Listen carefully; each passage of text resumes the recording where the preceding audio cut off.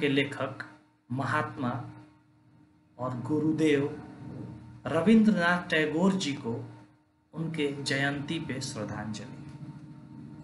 नमन करता है ये पूरा विश्व, नमन करता है ये हिंदुस्तान उनकी जयंती पे। गुरुदेव को उनकी संग्रह गीतांजलि के लिए 1913 में नोबेल पुरस्कार से सम्मानित किया गया। ये वो क्षण था जिस वक्त नॉन यूरोपियन को पहली बार नोबेल पुरस्कार से सम्मानित किया गया। वो दिन भारत के लिए बड़ा पावन दिन था। महात्मा जी की जितनी भी कृतियां रही हैं उससे आने वाला भारत, आने वाला विश्व हमेशा कला और संगीत में महात्मा जी का जो योगदान रहा है, आने वाली पीढ़ियां हमेशा प्रेरित होती रहेंगी। तो आज मैं रवि पांडे महात्मा जी के कुछ अनमोल विचार जो हम सबके लिए बड़ा ही प्रेरणा स्रोत है, जो अगर हम लोग इनके विचारों को थोड़ा भी अमल करते हैं, अपने जीवन में उतारने का प्रयास करते हैं तो हमारा जीवन बड़ा अमूल्य हो जाएगा। तो मैं महात्मा जी के द्वारा रचित कुछ उनके अनमोल विचार को प्रस्तुत करना चाहूंगा और आप लोग इसको अपने जीवन में उतारने का हमेशा प्रयास करिए। Let your life lightly dance on the edge of time like dew on the tip of a leaf। कितने अच्छे लाइन है महात्मा जी के। इसका हिंदी मतलब है एक पत्ते की नोक पर ओस की तरह अपने जीवन को हल्के से नृत्य करने दो। जैसे एक पत्ते की नोक पे ओस की जो बूंद गिरती है, वैसा ही हमारा जीवन है। हमारे जीवन में होने वाली जो भी घटनाएं हैं उसको हल्के हल्के नृत्य करने दे। बड़ा इम्प्लीमेंट करने वाला चीज है जो जीवन से घबराते हैं, महात्मा जी के इस लाइन से सीख सकते हैं। महात्मा जी के दूसरे विचार हैं, I slept and dreamed that life was Joy, I अवोक and saw that life was service, I acted and behold, service was joy। मैं सो गया और सपना देखा कि जीवन आनंदमय था। मैं जगा और देखा जीवन सेवा है। मैंने अभिनय किया और निहारा था कि सेवा में खुशी थी। मतलब ये जीवन में आपके साथ जो भी हो रहा हो उसको आप अपने सेवा भाव से करें और उस सेवा में खुश होने का प्रयास करें। महात्मा जी के अगली पंक्तियां हैं, अगले अनमोल विचार हैं जिसको आप जीवन में हमेशा प्रयास करिए। इसको बार बार रिपीट करके सुनिए, समझिए, जिससे आपका जीवन सार्थक हो सके। Everything comes to us that belongs to us if we create the capacity to receive it। Again repeat करता हूं, everything comes to us that belongs to us if we create the capacity to receive it। सब कुछ हमारे पास आता है जो हमारे पास है, अगर हम इसे पुनः प्राप्त करने की क्षमता बनाते हैं। हम मेहनत करें, अच्छे कर्म को करें, जो कुछ हमें चाहिए, जो हमारी कैपेसिटी है, वो हमें सब कुछ मिलता है। हमें संघर्ष को करते रहना चाहिए, थकना नहीं चाहिए, रुकना नहीं चाहिए। चलिए महात्मा जी के अगले विचार को देखते हैं। Faith is the bird that feels that light when the dawn is still dark. Faith is the bird that feels that light when the dawn is still dark। विश्वास वह पक्षी है जो उस प्रकाश को महसूस करता है जब घोर अंधेरा है या जब घोर अंधेरा होता है। विश्वास वह पक्षी है वो उस प्रकाश को महसूस करता है जब घोर अंधेरा होता है। यानी आप लोग हमेशा जो आप कर्म कर रहे हैं उस पर विश्वास रखें, आप हमेशा अच्छा ही कर रहे होते हैं। जब आपकी जीवन अंधकार रूपी चीजों से गुजर रही होती है तो आपको सिर्फ अपने आप पे विश्वास रखना होता है कि आप सही कर रहे हैं। महापुरुषों की बातों से सीखना होता है, वो आपको आपके कर्तव्य पथ पे चलने का रास्ता दिखाते हैं।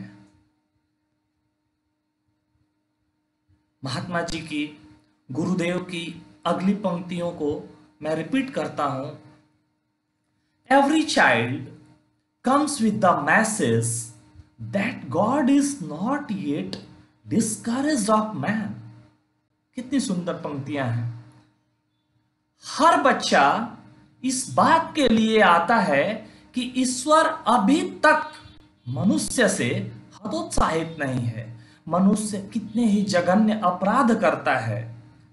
देखिए महात्मा गुरुदेव जी ने कैसी गूढ़ बातें कही हैं हम लोगों को हमेशा, और हम लोगों को एक अच्छा रास्ता दिखाने का प्रयास किया है।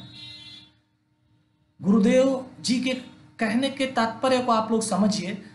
हर बच्चा इस बात के लिए आता है कि ईश्वर अभी तक मनुष्य से हतोत्साहित नहीं है।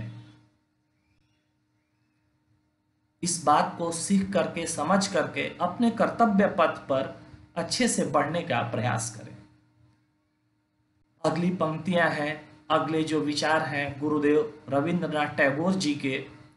You can not cross the sea merely by standing and staring at the water। कितनी उत्साहवर्धक ये बातें हैं। आप केवल खड़े होकर या पानी को घूरकर समुद्र पार नहीं कर सकते। आप, यानी गुरुदेव जी ने जो बात कही है उसका मतलब है कि आप किसी काम को दूर से ही देखते रहो, मत करो, बाहर से ही सोचते रहो कि कैसे होगा, समुद्र जैसा विशाल है, उससे नहीं हो सकता है। महात्मा जी की, गुरुदेव की ये पंक्तियों से सीखने का प्रयास करें। आप केवल खड़े होकर या पानी को घूर कर समुद्र पार नहीं कर सकते। आपको उसमें उतरना होगा, अनेक बाधाएं आएंगी, तब जाकर के इस जीवन डग को आप पार कर सकते हैं। उस पे चलिए, चलने का प्रयास करिए। महात्मा जी ने संगीत के माध्यम से भी कुछ कहने का प्रयास किया है। ये प्रयास क्या किया है महात्मा जी ने, तो जीवन और मृत्यु के बीच में अपने पंक्तियों को अपने शब्दों के द्वारा, अपनी रचनाओं के द्वारा ऐसी बांध का काम किया है कि अगर हम लोग उससे कुछ सीखने का प्रयास करें तो हमारा जीवन सार्थक हो जाएगा। महात्मा जी के संगीत के जो विचार हैं, music fills the infinite between two souls.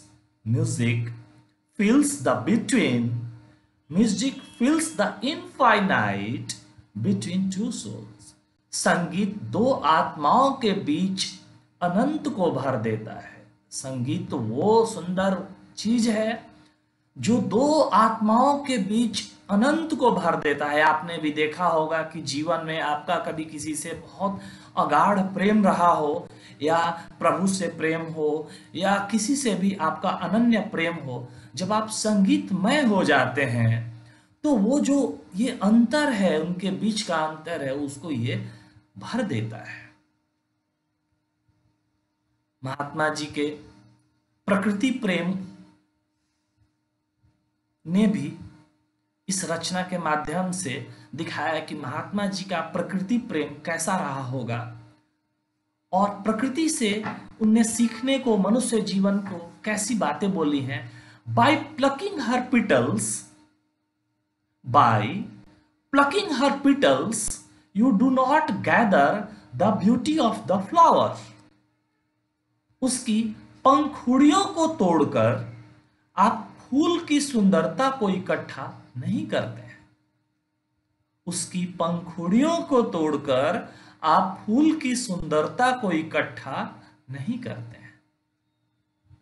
चलिए अगले महात्मा जी के, गुरुदेव के अगले अनमोल विचार की तरफ बढ़ते हैं।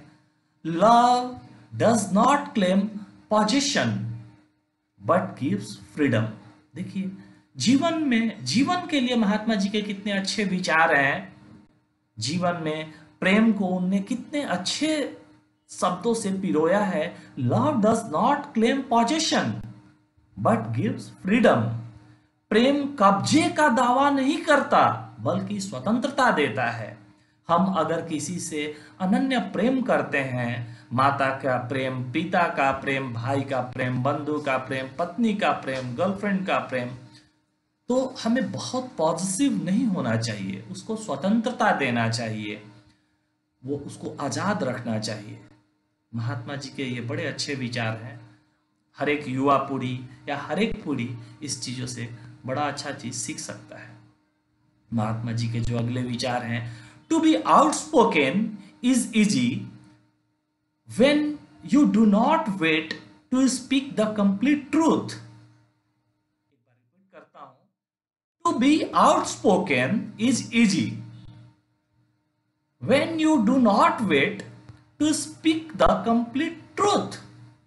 मुखर होना आसान है, मुखर होना आसान है जब आप पूर्ण सत्य बोलने के लिए इंतजार नहीं करते हैं। समझिए इस बातों को, मुखर होना आसान है जब आप पूर्ण सत्य बोलने के लिए इंतजार नहीं करते हैं। चलिए महात्मा जी के अगले पंक्तियों को दोहराता हूं। Those who own much have much to fear।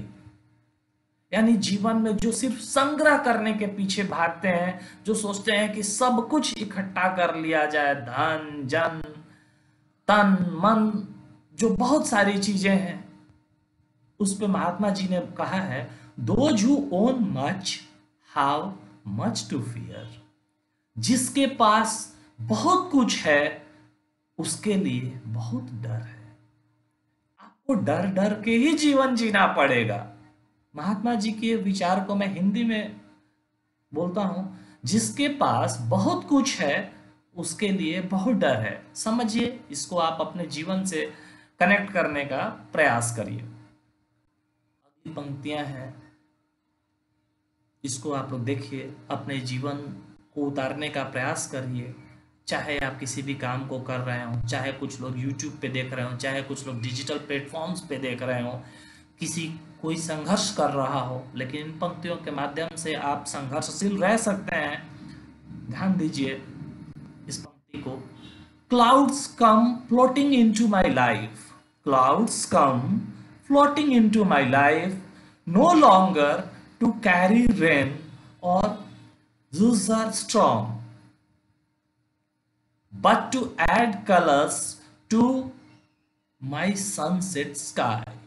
Clouds come floating into my life, no longer to carry rain or utter storm, but to add color to my sunset sky.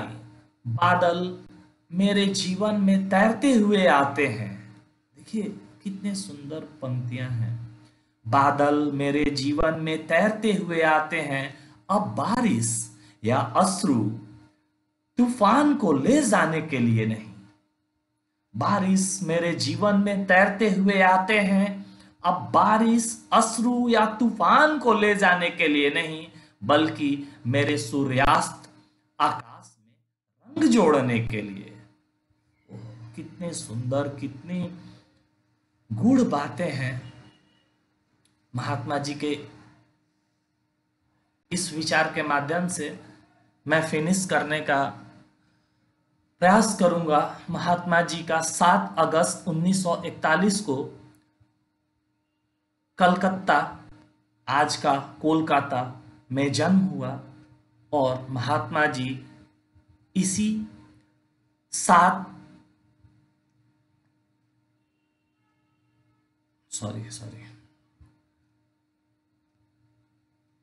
ऐसी महान आत्मा गुरुदेव, जिनको विश्व ने अलग अलग नाम दिए, किसी ने गुरुदेव कहा तो कभी संसार ने इनको कवि गुरु कहा, तो कभी किसी ने इनको विश्व कवि कहा। Mahatma ji writer, composer, painter, poet, musician जैसे महान कार्यों से लिप्त थे। उनकी सारी कृतियां आज हमें हमेशा प्रेरणा देती हैं। ऐसी महान आत्मा का जन्म इस भारतवर्ष में कोलकाता, जो कि उस समय कलकत्ता हुआ करता था, 7 में 1861 को इन महान आत्मा का जन्म हुआ। और ऐसी महान आत्मा ने इस धरती का सेवा करते हुए इस भारतवर्ष को नए पाठ पढ़ाते हुए हमारे जैसे आने वाली युवा पीढ़ी को मार्गदर्शन देते हुए इस महान आत्मा 7 अगस्त 1941 को, ऐसी महान आत्मा को मैं पुनः नमन करता हूं और आपसे आग्रह करता हूं कि ऐसे महान आत्मा का मैसेज आप अपने दोस्तों, अपने फ्रेंड्स के बीच में शेयर करें। इससे जीवन को प्रेरणा मिलेगी, आपके दोस्त, आपके परिवार, सबका कल्याण होगा। तो इस विचार को शेयर करें, लाइक करें और सब्सक्राइब करें। बहुत बहुत धन्यवाद।